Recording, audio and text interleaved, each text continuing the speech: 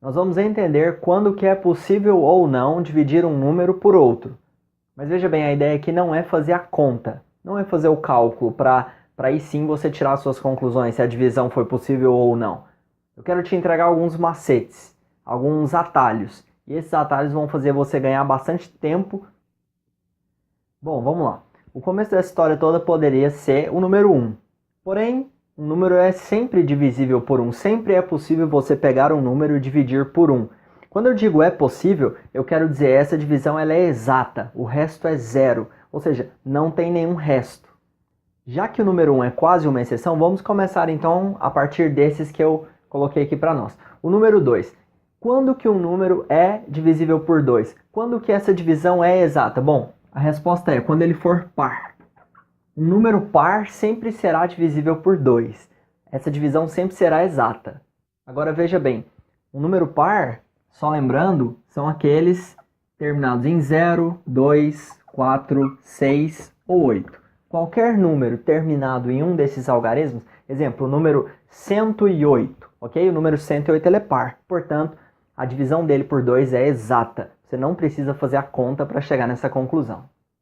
A respeito do número 3, bom, agora é um pouco diferente. Nesse caso, você deve somar os algarismos que compõem o número e verificar esse resultado final. Se for um número da tabuada do 3, se for um número múltiplo do 3, portanto você pode concluir que o número original é divisível por 3. Em outras palavras, você consegue efetuar a divisão por 3 e não ter nenhum resto nessa divisão. Deixa eu dar um exemplo para você. O número 1062. Se nós somarmos os algarismos, 1 mais 0 dá 1, mais 6, 7, e 7 mais 2, nós chegamos no 9. O 9, ele é um número da tabuada do 3. 3 vezes 3 dá 9. Já que esse número é um múltiplo de 3, conclusão, o número 1062 é divisível por 3. Já a divisão por 4, você deve apenas checar os dois últimos algarismos, ok? E aqui são basicamente dois casos. Se os seus dois últimos algarismos formarem um número múltiplo do 4, exemplo, o número 724. Veja bem, esses dois algarismos formam o número 24, que é o número da tabuada do 4, correto? 4 vezes 6 dá 24.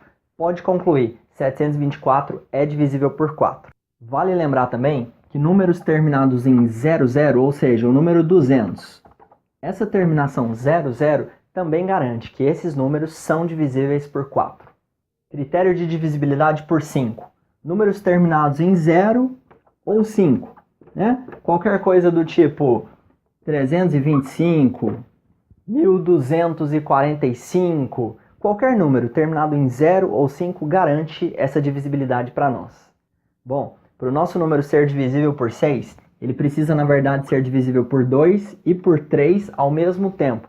2 vezes 3 dá 6. Em outras palavras, esse número nosso ele tem que ser par, obedecendo aqui o critério de divisibilidade por 2, e ao mesmo tempo a soma de todos os algarismos tem que obedecer lá ao critério de divisibilidade por 3. Essas duas primeiras regras têm que acontecer simultaneamente para que o nosso número seja divisível por 6. Bom, vale uma nota importante aqui. O critério de divisibilidade por 7 ele é um pouco mais complicado. Vale quase que um vídeo todo exclusivo para ele. Nesse caso, nessa videoaula eu estou te fornecendo alguns atalhos, alguns macetes para que você não perca muito tempo. Aqui, o meu conselho é, caso por enquanto você precise verificar se a divisão por 7 é exata, faça a conta de divisão, pode ser que seja bem mais rápida do que o critério que eu tenho para te apresentar de divisibilidade por 7. Legal, renovei a nossa listinha aqui para a gente ir para o final da aula. Critério de divisibilidade por 8, ele é semelhante ao do 4, porém agora não só os dois últimos algarismos são importantes, e sim os três últimos algarismos.